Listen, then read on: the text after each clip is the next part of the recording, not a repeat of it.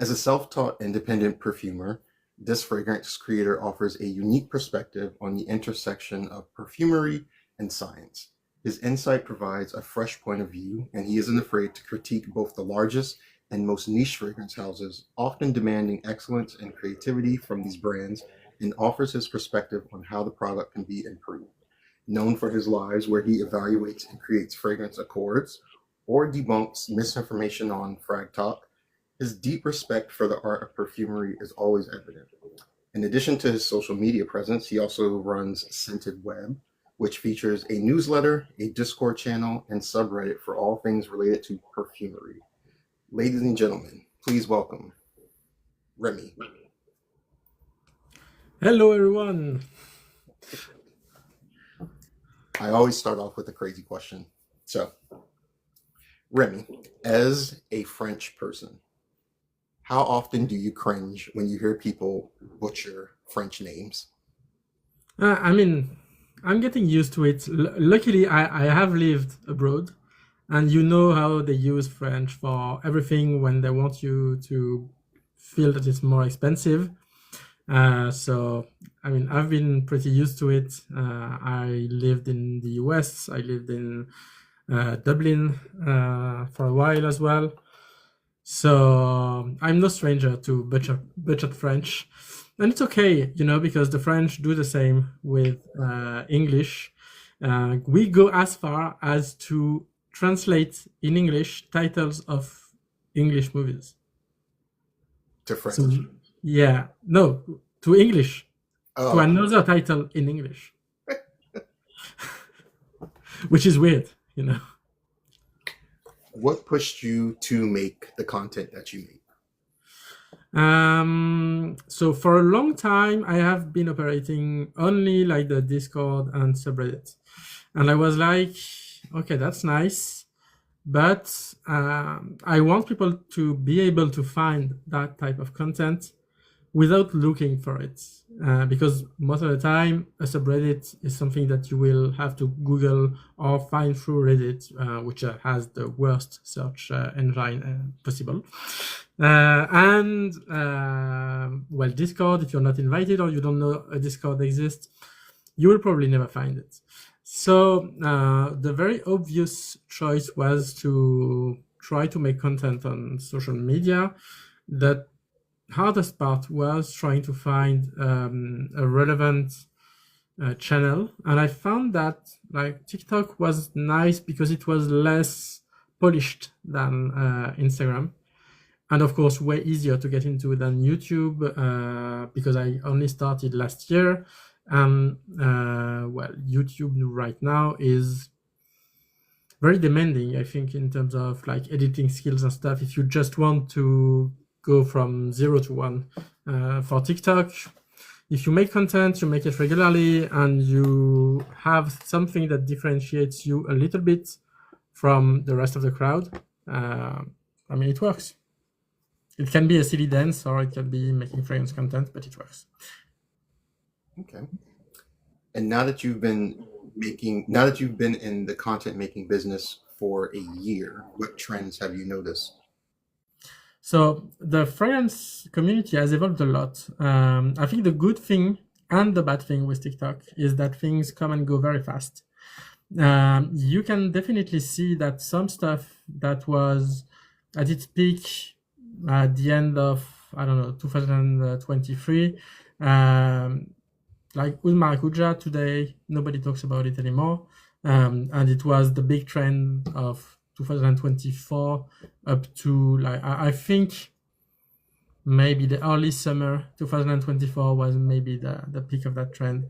Now we had time to see the ultra niche term appear, and now it's almost already over because people realized that it didn't mean anything, because nobody knows what goes into that doesn't already go in the real niche stuff. But I also understand why it had to exist, because there are like poser brands like Parfum de Marly, Byredo and stuff, which make people think that they're buying niche when they are just buying expensive stuff, basically. which is not the same. You can find cheap niche, and you can find expensive fragrances that aren't niche.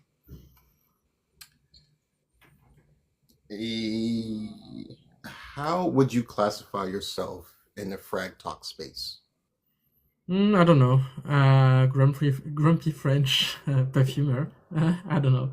Probably just that. Um,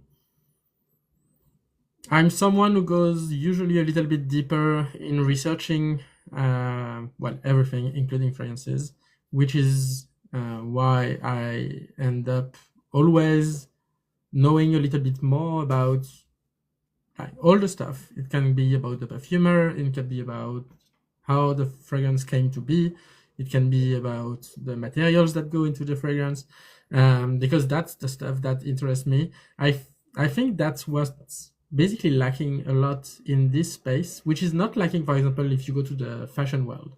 If you go to fashion talk, and Twitter, because I think the two like collide a lot. Um, you will find that there are a lot of people that are very nerdy about like fashion and stuff, and they are not designers. They are not like the equivalent of what a perfumer is, but they still care a lot about like the quality of what is being offered, and for real, like how does it work, who is behind the stuff, and like what's their style and stuff. And in general, I think I'm someone that does care about this, and I'm one of the few people who does that for fragrances in English. I think in French there are a few more people that can do that, but usually they are journalists. They don't use TikTok for this. That I never thought about it like that. Like how we, especially as someone who works in fashion, like Mm. the equivalent of like a well-made coat versus like a well-made fragrance. Like Yeah, it's like checking yeah, seams and stuff. Like I feel like exactly. And it's definitely something I talk about. Like when people ask me what's a good fragrance and stuff, it's I I tell them like you can feel the the bad seams between materials, like how there is no junction. Well, like how there are junctions that shouldn't be smellable because you could add touches of other stuff to link things together, which is what we do as perfumers. We start with, of course, broad strokes, but then we try to hide the bad stuff because every material has their good and bad aspects. Same thing as fashion, and we need ways to have that work in the end if we want something that's beautiful, you know. Because making something that smells okay is easy. Making something that smells very good is very hard. I feel like that would be like a good topic to like present to people, like a different way of looking at fragrance. Yeah, but it's very hard as well because people are very resistant to that because I feel in general it's very hard to communicate this. The beauty of fragrances, of course, is that they are not communicable by a screen. That's why it has been for a long time a very like a market that was not very well known even when social media started existing. If you think about it, until 2016 maybe, with the start of the YouTube craze, and then 2020 when everybody got locked down and had to find hobbies, and we had screens to communicate. Before that, fragrances were not talked about that much. Even on TV, you didn't have that many experts talking about it, for example. And we don't really have the language today to communicate how it works. And even more so because as the industry is very secretive, they don't they don't educate the public. And because the public is not educated, when you come in and you know what quality feels like, it's very hard to explain to people who are not with you in the same room with the fragrance under the nose what's good, and what's not good. Hmm. It's an interesting topic. Maybe you should make something about that. Yeah. What are the common misconceptions you hear about the industry? One of the most common misconception is about like people using the same ingredients, like you will see people saying like that, and it's usually an excuse for clone manufacturers, that everybody uses the same ingredients. Yes, if you look at the name of the molecule, it might be the same thing. But if you look at how the thing is made, in the end, it doesn't smell the same. And that's something that's very interesting.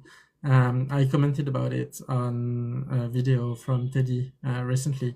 For example, if you take something like Hedion, which is a molecule that you've smelled countless times, for example, in Odor 53 from Comme des Garçons, where it's overdosed, but it's overdosed at 10+% in a lot of fragrances today, because it's like a very smooth jasmine molecule, very transparent, good at giving texture, occupying space, separating the rest, etc. The thing is that Hedion in itself has many isomers. And some of them, like basically there is the trans and cis isomer, which are the two that we are interested in perfumery. And every quality of Hedion is going to have a different mix of those isomers. And every manufacturer is going to have a different version of those mixes because they don't use the same processes and they have patents to use them. And the higher cis versions are the most expensive, and they are not easy to grab. Some of them are not even available to independent perfumers. This is Paradison from Firmenich, I think, if I remember correctly. This one is still a captive, and it's supposedly the one with 94% of cis isomer, and it smells like very different from the normal type version, which is actually sold as type, which you can get from random Indian manufacturer who produce that in bulk for very cheap.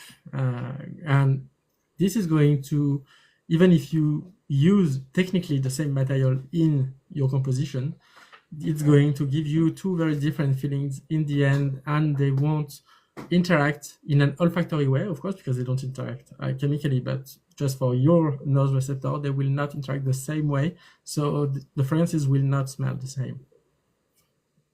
And of course, it's the same for plant materials. Like if you buy SFE, which is like the IFF, I think, quality of raw materials, like they have pink pepper SFE, and this one is way better than pink pepper essential oil, the regular kind, because it's way brighter, etc., etc. So it smells very different. So if you had to compare the Hedions in terms of fashion, like In how terms of fashion, like in fashion it's a bit of the same, because sometimes you will see people complaining about, for example, Prada using nylon, which is not natural fiber, and they will say like, you're paying a lot for plastic. Sure, but you can be sure when you can feel it that even the polyester that they use is going to be different from the polyester that you're going to get from Shein. Even though they are called the same, the process is not going to be in the end the same, even though technically it's the same thing, I still think that's an interesting way of like explaining it to people, like, oh, this is H&M leather versus Yeah, leather. yeah, exactly. Like for example, I just got some new boots from Armani, which are made in calf leather, and like you can definitely see that it's way better than anything that I would have gotten at Zara. Like the leather is so smooth, it bends very easily, like, which is the kind of leather that you find at most high-end brands, but you will never find that quality available in the fast fashion world because they just don't have access to it, at least not for the price that they can pay to make the thing that they do. Where do you think these misconceptions come from? Yeah, they come a lot from the fact that the industry doesn't want to talk about how the sausage is made. Because if they talk about it, then people are going to realize that what goes into a fragrance is not what they think goes into a fragrance, which you probably know already, because when you talk about anyone about how a fragrance is made, you can see that they don't get it. For them, it's like essential oils, and basically that's it. Anything else gets very complicated, and when you start explaining them how a fragrance is composed, and why it's not just a pile of stuff, gets tricky. Now, what makes you a voice that people should listen to? I don't know. I'm someone that hates like all the trust game that we have to do online. But I mean, I've been making fragrances since 2018. I've been in the fragrance world since 2016. Unlike most content creators, I'm lucky to be in contact with the industry, with actual perfumers that have followed the traditional steps of going to a perfume school and stuff. And I meet with them from time to time, even though we don't always agree, because I think there are some things that are broken in the way fragrance making is taught today, because it's made to be an industry. So it's made like the same way you wouldn't learn to be a director if you're making indie films versus blockbusters for Disney. We have the same issue in the fragrance world, except there is basically nobody doing the indie stuff compared to the number of people who do indie movies, because of course it's way easier to get into filmmaking. Do you think that there is, because right now it's like it's very, I feel like when you start to get into the weeds of perfumery, it's Mhm. very scientific, and I'm going to speak for America and say that America is not like, we're not in the place of critical thinking. So do you think that there's a way that you can explain this stuff to people, for better or worse, dumb it down for them? That's what I try to do. I like you've seen since the beginning of the interview that I like to use analogies a lot, because I think it's a good way to try to find like a way around to explain stuff that might be complicated. I'm luckily and unluckily way too much online, so I tend to understand how people talk today compared to a lot of people. Like the France world is very offline in general, and they don't use Instagram or TikTok that much. So yeah, and I try to make things approachable and simple, even though it's not always easy. I don't think it's that much science though. In the end, it's a lot about art. The science is more about, I don't know, the few chemical reactions that can happen, and I think more importantly, like the things that can degrade over time. Because sometimes you create an awesome fragrance, but then 6 months in, the smell has changed totally, and it has become the worst because some stuff has like degraded, oxidized, and that's problematic. Now, the dupe versus niche debate has raged on. Yeah, Where do you stand? I mean, for me, fragrances. The problem with dupes in general, yeah, is that they don't like, because they exist. People are not trying to find good, cheap smells that can exist by themselves, and that's a big problem. I think in general you can have good cheap fragrances. Sure, you might have a hard time to make some very cheap, like below 50 euros retail fragrances, because you just don't have access to a lot of materials that at that price, or you are going to have to rely a lot on Hedion, ISO Super, and stuff like that, which is crazy cheap. And then you are going to add touches of like small things. But I mean, you can see with Essential Parfum, for example, that it's possible. You can do it. And relying on clones, which are usually not very good clones, means that you are wearing purposefully a badly made fragrance just because you want the expensive one, but you cannot afford it, which is sad in itself because it shows that you got influenced a lot in the process by things that are not the actual smell. And to people who don't want to pay high prices for fragrances, you would say, There are a ton of very good designers. There are still tons of very good designer fragrances that are available on the gray market for cheap. Like you can find full bottles for 30, 50 euros. And probably the same in dollars because you have better discounters than us actually. Like we don't really have fragrance X and stuff like that in Europe. So yeah, you can definitely check that. You can find smaller bottles of niche, like 30 milliliters, for example. And if you're really into fragrances, you will probably not finish that many bottles anyway. So you don't need the big ones. Like if you have the big ones, you're probably doing it more for the bottles than the actual smell. now you said something about essential parfums. Now, Yeah. I know for a fact that they work with like the Givaudan, Yeah.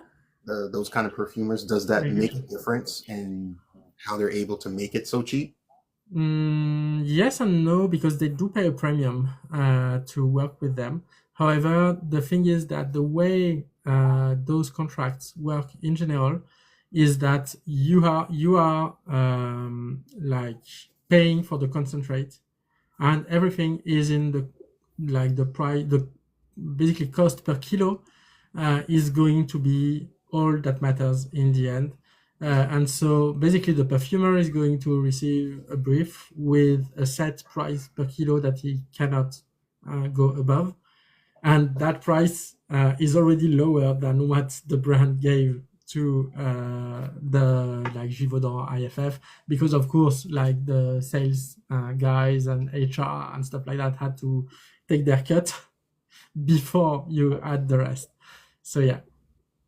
So that's a cost. It also means that they are blocked in like they are locked in an ecosystem, because every like for example, you know, Akigala wood, for example, that you have in a lot of the Quentin Biche fragrances, that's a captive. That captive is being pushed a lot by Givaudan.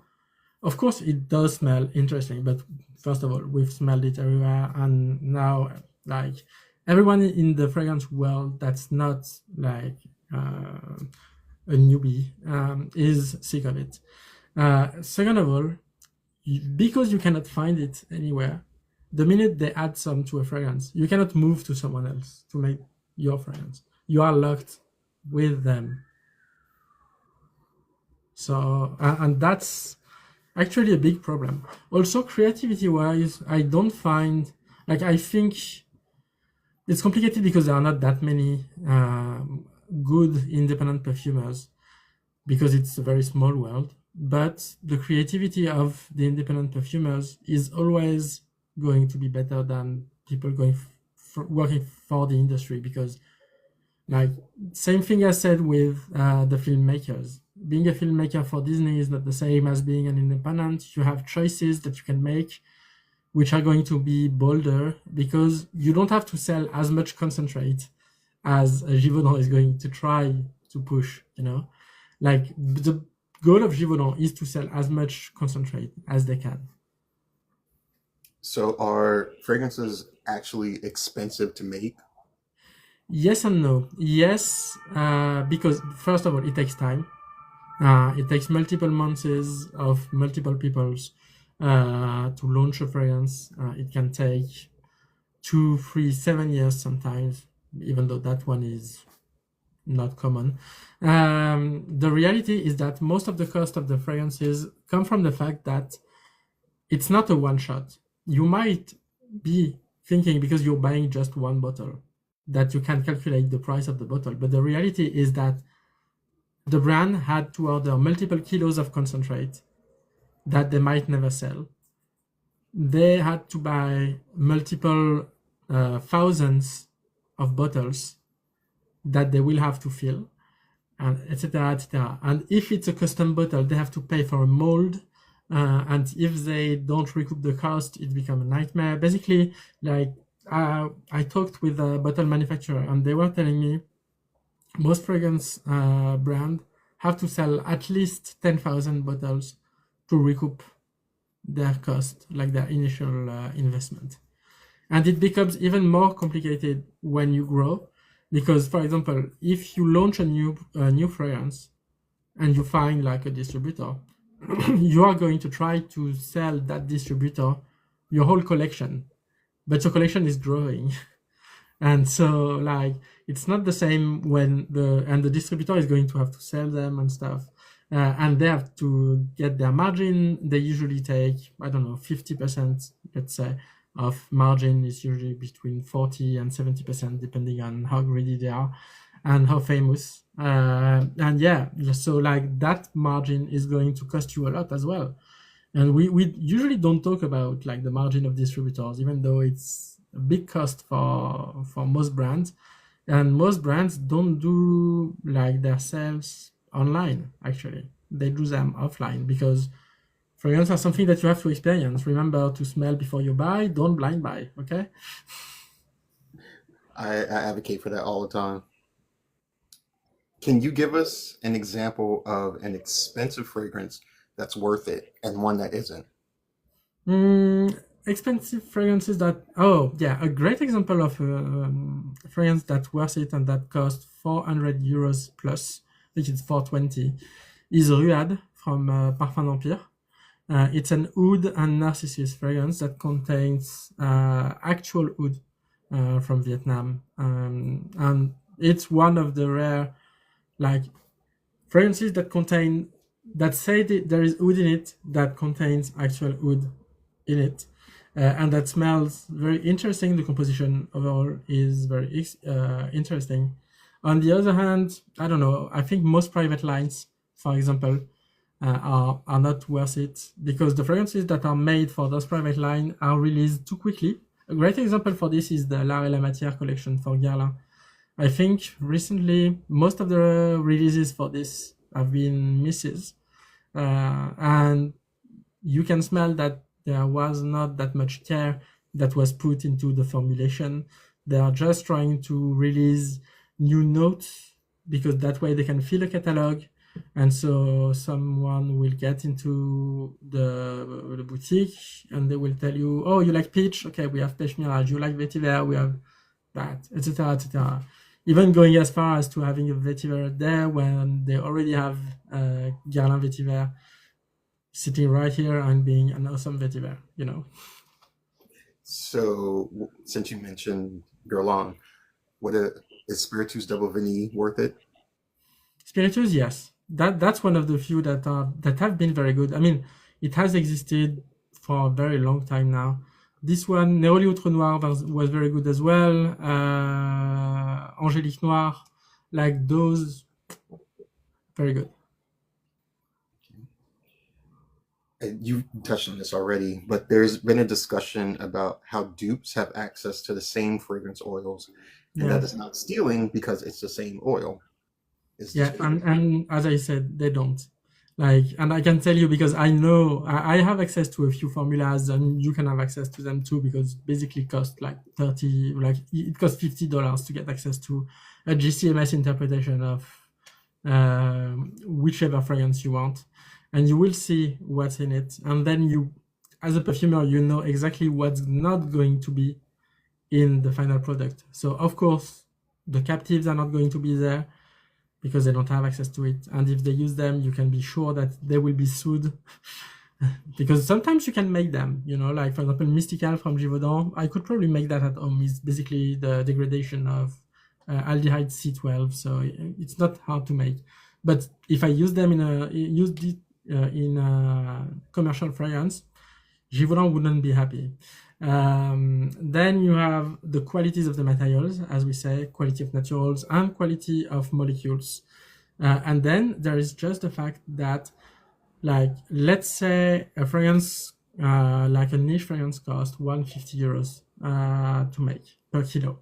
Okay, if you were making that for that price as a niche brand, as a clone brand, it wouldn't be sustainable because it would cost you too much to make the concentrate because you're still not sure that you're going to sell it, and so you're going to lose money for a long time, and nobody wants to do that.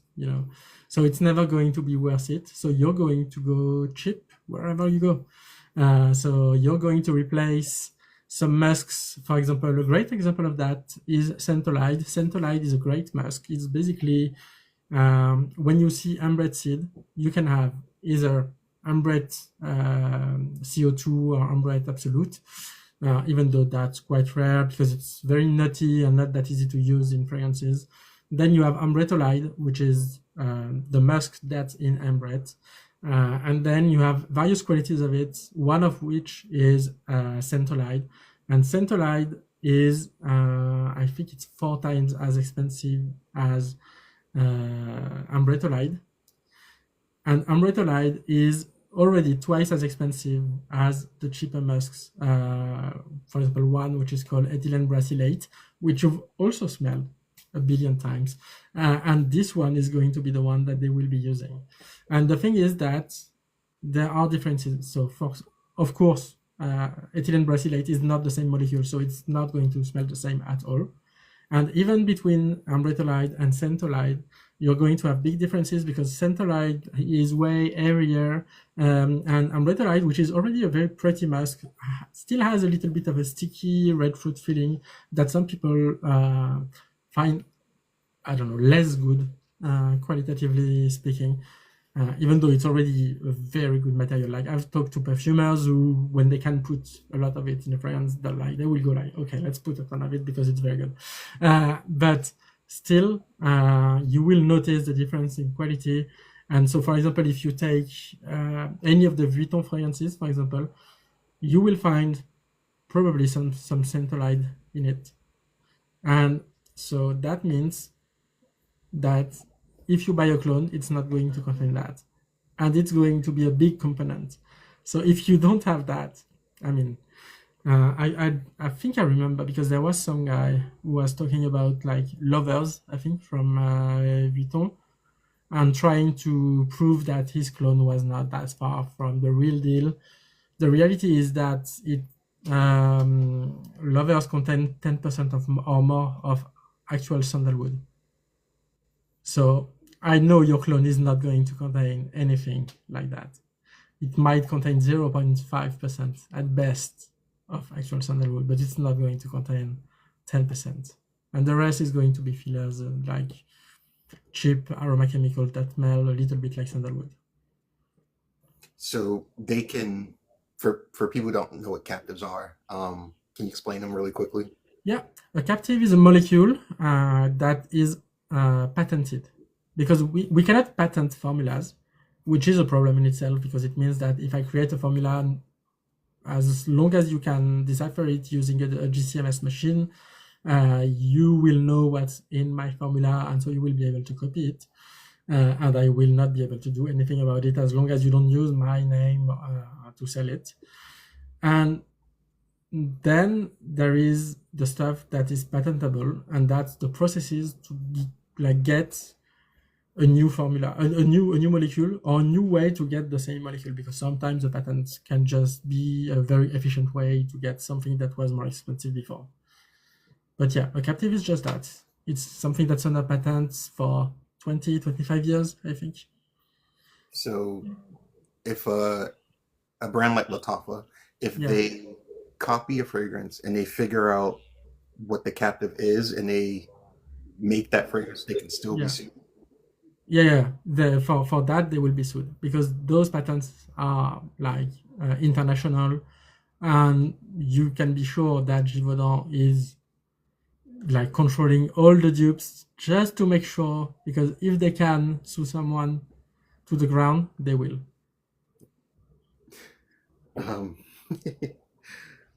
It's corporate, So, since we're speaking about Givaudan, can you explain the politics of the fragrance houses? The politics are very complicated. It's very opaque. I don't like. I'm still very far from it. I have heard stuff like, for example, all the big five are under like they are being sued for what's the name, pricing, like fixed pricing, between each other. Price Yeah. gouging. Yeah, and like making a deal between each other.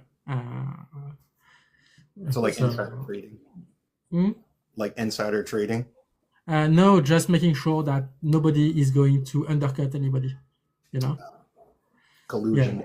Oh yeah, collusion. Yeah. So they are all under investigation for that.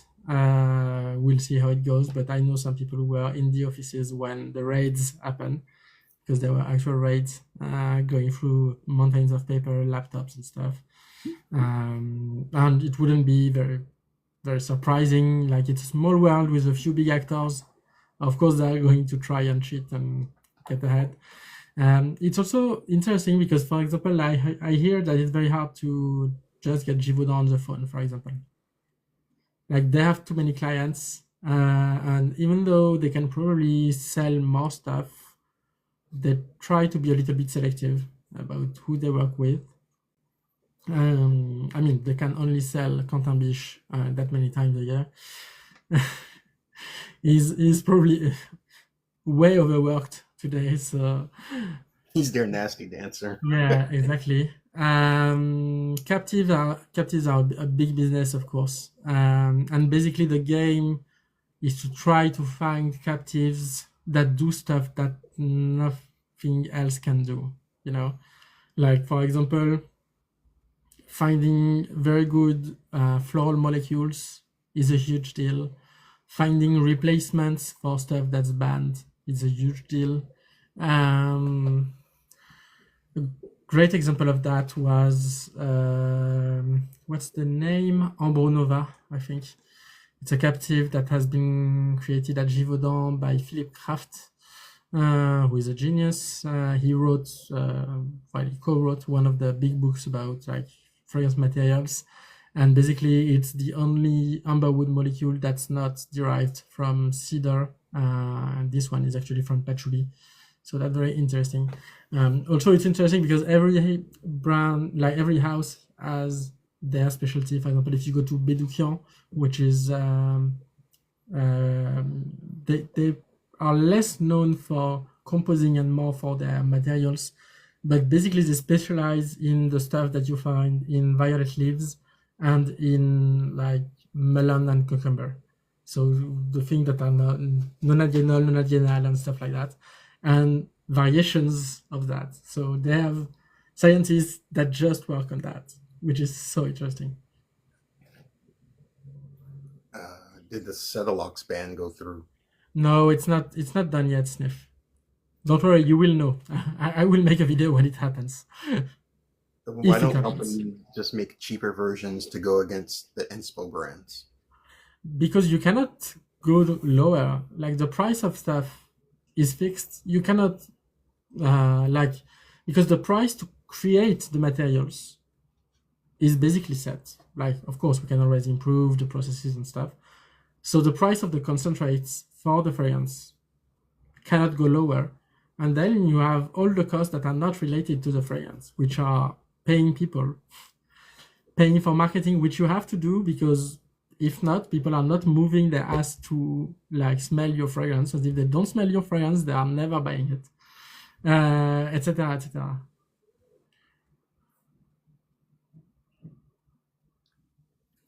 Two different brands in the same house. But they already kind of do that. If you like, for example, you will find the same perfumer making the same idea of a fragrance multiple times, because like Quentin Biche, for example, is a great example of this. You will find hundreds of variations of stuff that smell like Delina that he has done. You will smell Ganymede and Bois Impérial, and you will find the commonalities. Like, and one of them cost 80 euros, and the other cost, I don't know, 200, I suppose. So Could someone make a business out of making captives on their own? No, not really. Well, you could, but you would like need to sell them afterwards, and so you will end up recreating Givaudan. Okay.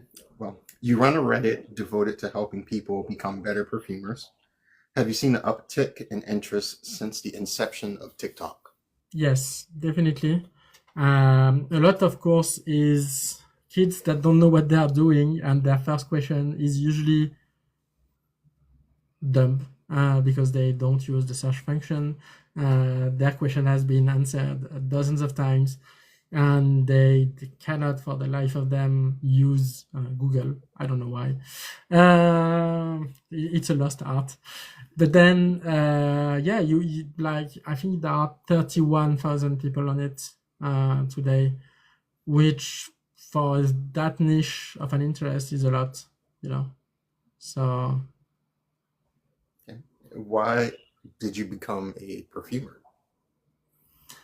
I became a perfumer because I found that, well, I became interested in fragrances at first because I found that it's a big part of your identity that's not communicable through screen. And I think that's something that's very interesting in today's world. And then I started wanting to make them because I didn't have a creative outlet at the time. And I was like, okay, let's see how it goes with this one. And it went pretty well. What's it like being a self-taught perfumer trying to get work? It's tough.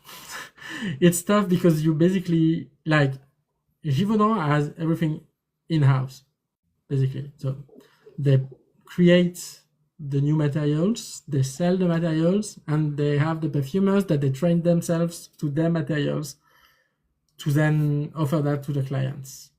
Plus, like legal and stuff, like everything is inside.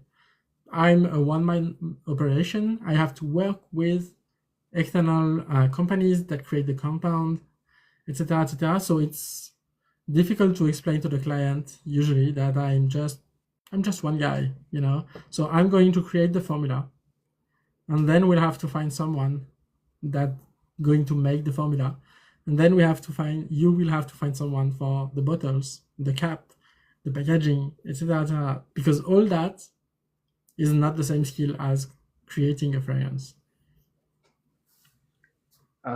Do Is it hard to get signed to Givaudan or get a contract with them as an independent perfumer? They don't work with independents, usually, at least. So do you face any like classism or are you looked down upon within the industry? Yes and no.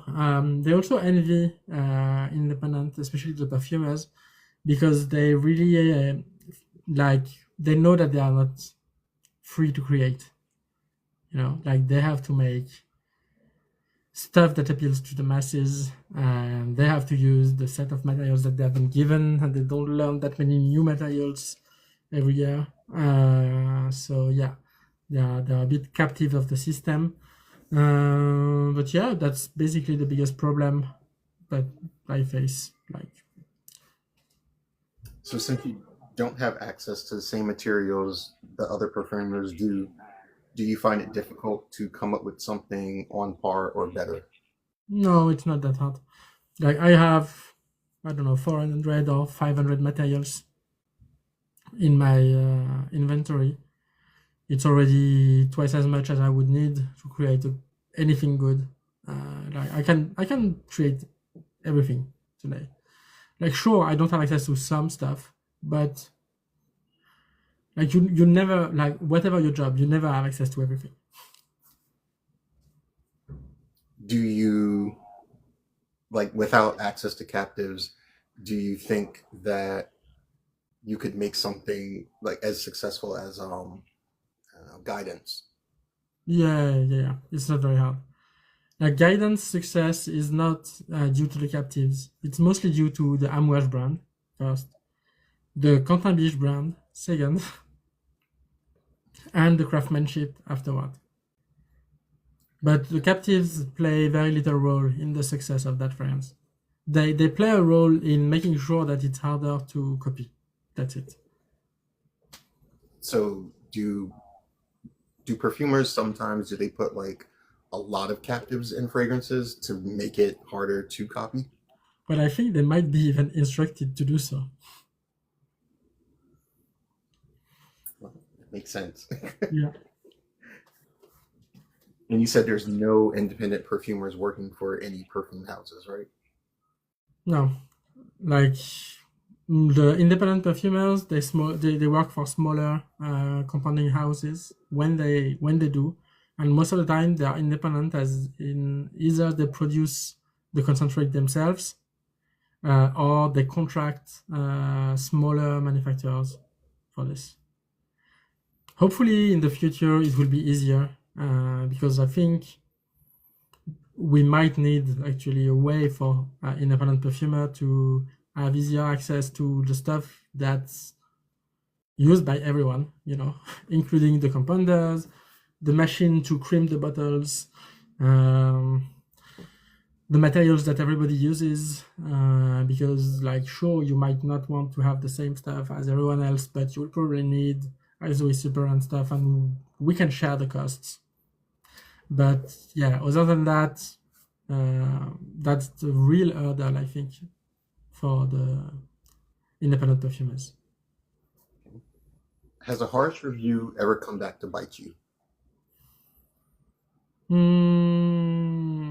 Not to my knowledge, but I know I'm not on a lot of PR lists, so that might be the reason.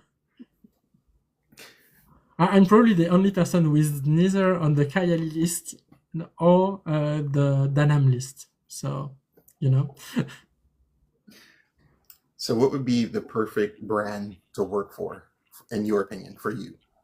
For me, I mean, I would be very happy to work with all the smaller brands, either cosmetics or fashion or jewelry, even like home and decor and stuff, because those are very interesting. Because I feel like creating a fragrance for a brand that's like maybe 5 or 10 years old, but not Dior, like not something with that kind of legacy, is very interesting because you get to create something that has never been made for these brands and to make a lasting cultural impact for these brands as well, because fragrances tend to have a lot of cultural impact. Like, for example, right now I'm working for a small cosmetics brand, a French Algerian cosmetic brand, to release 2 fragrances early next year if everything goes well. And that's very interesting because you really you have more freedom.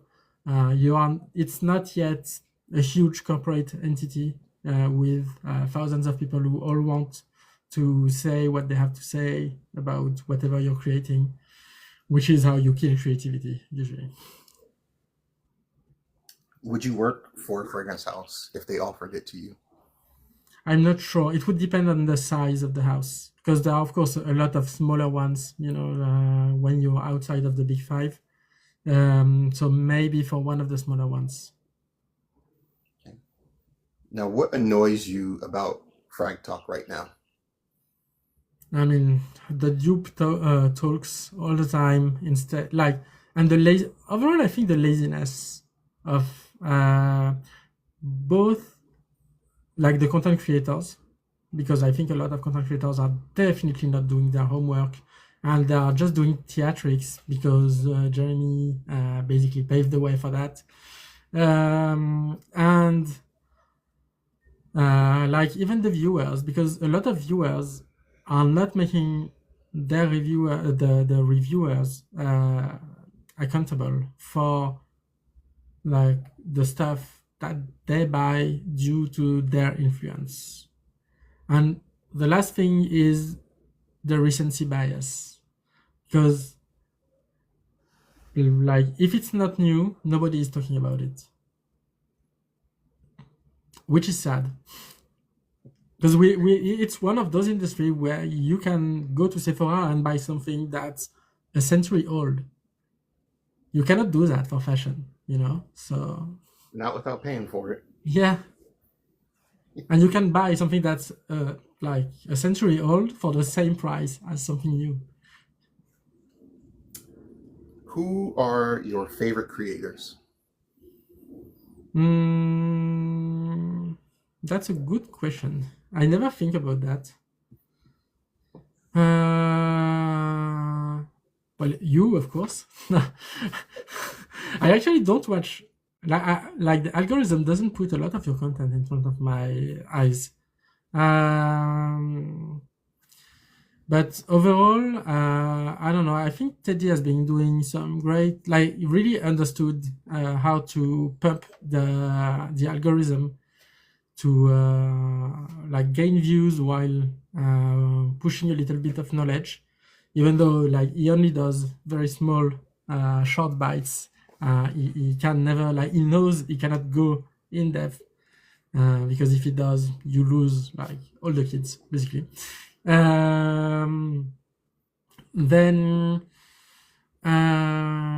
Filmy Money is, I think, a great example of someone who is trying to, like, at the same time do the popular stuff, launch her brand, make money out of it, and still manages to not be a horrible person, which is rare. Ed is also very good.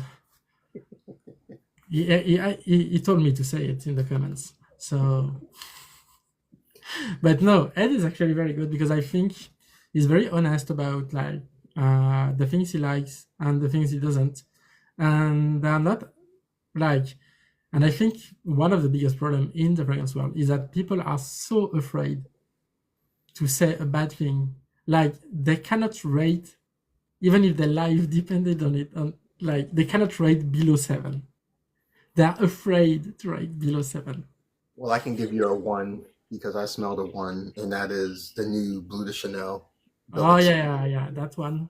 But Bleu de Chanel, even the original, was already not very good. So because Chanel is a very interesting brand because most of the fragrances are related to one another. You can feel in the fragrance how it is related to the rest of the brand. But Bleu de Chanel is the only one that isn't. You cannot find the markers that exist in the Chanel DNA. The old Upper East Side woman. Yeah. What are your favorite notes to work with? I'm not sure I have one. I don't know. I mean, I love a good patchouli, tuberose as well. But overall, I don't know. I'm not sure I have a note that's like my note. I'm not like, because, for example, if you were talking to Bertrand Duchaufour would be telling you that he loves incense, for example. I don't have that specific focus on a note yet. I mean, how hard is it to make accords? It's hard for a lot of people because they don't learn their materials. It's actually very easy when you start to learn your materials, because that's the first thing that you have to do, is to learn to smell the things that you have before trying to mix them. If you rush to mix everything, you will make bad stuff and you will not even know why it was not good. But after that, it's actually not that hard because an accord can start at even 2 molecules, can go up to maybe, I don't know, above 10 is usually pushing it. I've seen people make very big accords, but I mean, in my opinion, it's not like how you do an accord. Usually 5 to 10 materials. What is your proudest achievement as an independent perfumer? Well, working for the movie I worked for like last year was actually a very good achievement because it was a great cross-cultural, cross-artistic like experiment, which I hadn't done before. It was interesting as well because the work that I had to do had to not be too polished, because like in the movie it's not. So it's something that has to be emotional and raw. And so I had to create something that was corresponding to that, but I also had to work with the actor, the director, to make sure that everything on set looked right, that the way the actor acted also was like right. So that's something I was like proud of. And do you think calling out creators is beneficial to the community? I think yes, especially the big ones, because the problem with the big ones is that they have an endless army of glazers, that really don't care. Like they just want the creator. They don't really care about the content at all. And I think it's good to like lower the pedestal a bit, because if you never do that, you have those guys up top who are not even here about making good content. They are just here because they are paid for by the companies. Like we know that all the big ones are paid for. They make money out of it. We don't. Like if we receive a free bottle, we are happy, usually, and that's usually the best that we can expect. And yeah,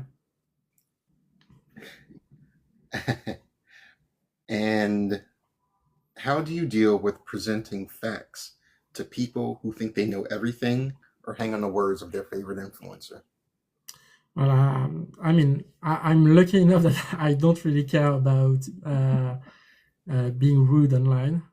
So that usually means that they are not going to be happy when I answer because I will not be very patient with them.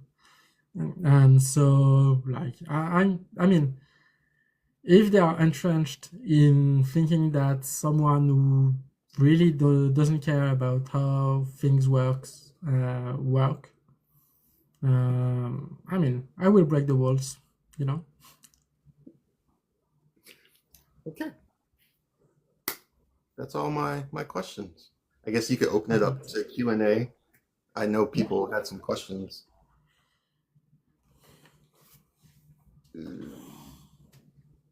There's a good question. Someone said something about the tariffs. Have you noticed an effect? Oh, it had an effect, yes. Not on me, but for example, the brand Anti, that launched like 2 weeks ago, maybe.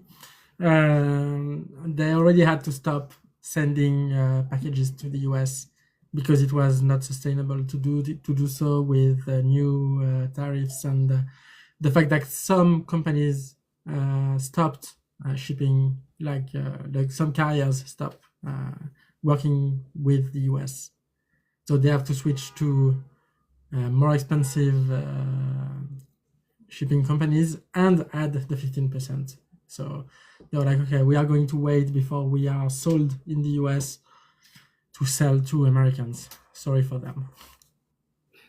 How much of a market does that represent for like European brands? Well, I think it really affects a lot of independent perfumers, and not just in Europe. I think like people all over the world, actually, like all the small perfumers that exist in Europe, in Asia. I don't think there are that many in Africa, but maybe there are. Even South America probably will be affected by this. So Australian, of course. But yeah, so that's like, yeah, it will not affect the big players because they will use shipping containers filled with whatever, or they will find a way to create stuff in the US because they have plants or whatever. But I think it has also affected the American perfumers because the indie perfumers, you might have seen Oshigato, for example. She will have to find new suppliers for her bottles because they were coming from Italy.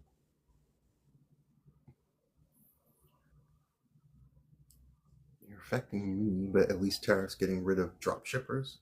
Oh yeah, of course. And for this, it's good. Like for example, if we can get rid of the Temu and Shein and stuff, that's a good thing. The problem isn't when the small companies get that make for a lot of the economy everywhere get like axed, and then it's the big ones that win again. I don't know if you feel this way, but I had a previous live like a couple days ago, Mhm. and I was like, when people come in and they ask for thoughts on fragrances that are like you could just go out and smell them, I just think that's such it's like unless you live in the west of West Bumblefuck, I feel like that's such a like I just don't really know how to answer these kind of questions. Yeah, it's also funny because it means that they want uh, maybe our validation. But you should smell it. I mean, especially Terre d'Hermès or Toilette. It's been around for so long. I You know probably already know how it smells, actually. they come in and they're like thoughts on Azara Most Wanted, and I'm like, why don't you Yeah. just go to Macy's and just smell it? I could see if you were like, what are your thoughts on Food for Greatness? I'd be like, okay, but I don't have that fragrance in my city. How is it possible? Because ah, Oh, okay.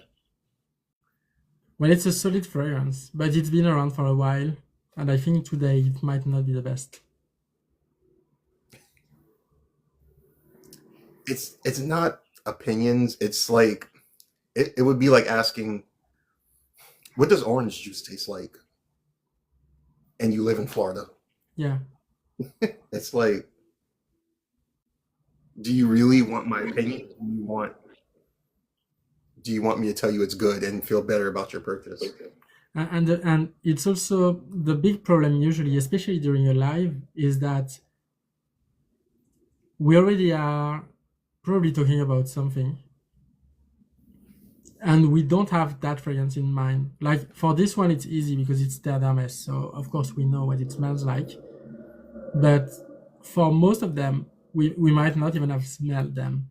It's like, and when we do it, and I think you will have the same like things happening, is that you have endless no, I haven't smelled it that are happening in your life, which is not a good way to make a life. Or Like, and it happens only for fragrances, because if I was cooking or making a live about music, you would probably not be asking me if I had heard about like this obscure album from the 50s. I just, especially like with dupes and stuff, it's like I don't know. Like they'll be like, "Oh, what does gray sweater from Latafa smell like?" And I'm like, Yeah, "It's supposed to be a dupe of." Like, I don't I know. don't know. Yeah, like imagine knowing what the dupes smell like, because it means that you have invested a lot of time in dupes. I don't know. The dupe industry is, I don't know. My stance on it has always been like I understand why it exists, but one, it's lazy, and two, Yeah. it's like when they make dupes of like imagination, it's like Mm. I smelled imagination 8 months ago. Why do I want to smell imagination 8 months later? Yeah, and like it's also fun because people are always saying that like they are the good guys, but they also forget that they are paying the influencers to push their product, and those influencers are not labeling the videos as promotion most of the time. Like you could probably sue a lot of the people for not disclosing the promotion. It is a law in America now. You do have to Yeah, disclose. and it's one in Europe as well. Like if your videos are shown to French people, you are supposed to label all your videos, even if you're not in France. Which raw material represents your essence as a perfumer and why? Ah, depends. That's a complicated one because there are, of course, there are thousands of raw materials, even though I only use a few hundred. Um, I don't know. Magnolan is one I really like to use because it's a very versatile woody floral building block that's very good to the nose, like in between magnolia and grapefruit. Well, you find it in imagination probably, and a lot of the Jacques Cavalier fragrances. It's very good. But yeah, that's a material I really enjoy because it's complex enough, even though it's just one molecule. It's easy to use even in big quantities, but it has impact in smaller quantities as well. So yeah. I'm interested to know, like, obviously over here we have Trump. How is Yeah. that viewed in France? Bad. Well, basically, aside from the far right, who of course tries to import everything from America after telling you that they want things to be more French, like the Trump stuff is seen as very dumb most of the time. Like Trump is seen, but I think in most of the world, as someone who is very dumb and dangerous. Sigh. Well, thank you so much for joining us, Remy. My pleasure. If you guys aren't following Remy, please follow him. Yeah, follow me. I don't know. There is no follow button actually, but follow me. He is the person to go to. There's also Teddy as well. They are actual perfumers and they actually interact with the industry. So I'm just putting that out there because there are a lot of people who don't interact with the industry and they put a lot of information online. Yeah, and it's sadly a lot of bollocks. I'm sure we'll be seeing a video from you at some point. Yeah, we will. We will. I was sick actually for the last 5 days, but like I have to post my review of the new Balenciaga stuff. I have to post a lot of videos about fragrance making, especially now that I have this contract for 2 fragrances coming up, and I want to talk a little bit more about like the process of creating everything. I'm receiving a big package tomorrow that I will open, and that will be very different from like the packages most people open on this app. So it will be interesting. Okay. Thank you. Bye bye.